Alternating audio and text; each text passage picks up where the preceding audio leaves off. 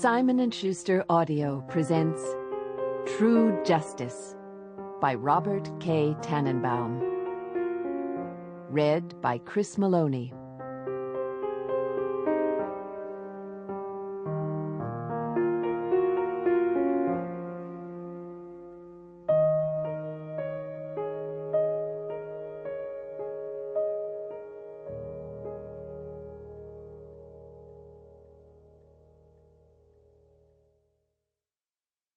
A Salvadorian Chinese man wearing a red Hebrew national apron with a black checked keffiyeh around his neck and a Yankees hat on his head, in short a typical New Yorker, jaywalked across 10th Avenue at 52nd Street, contemplating, like so many of his fellow citizens, a minor offense.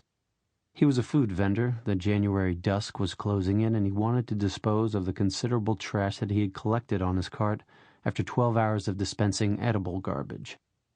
He was supposed to carry it back to the cart depot, but he was now about to deposit a fat plastic bag in one of the row of trash cans he knew was kept behind the pizza joint across the street.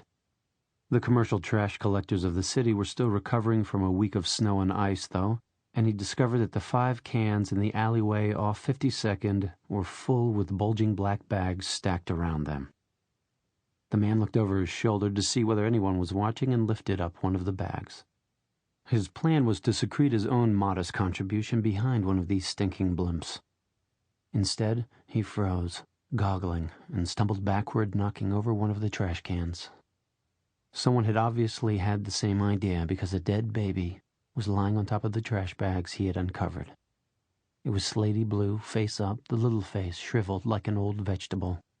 It was a boy, with the exaggerated genitals of the neonate, and its long, ropey umbilical cord dragged down into the shadows beneath the trash.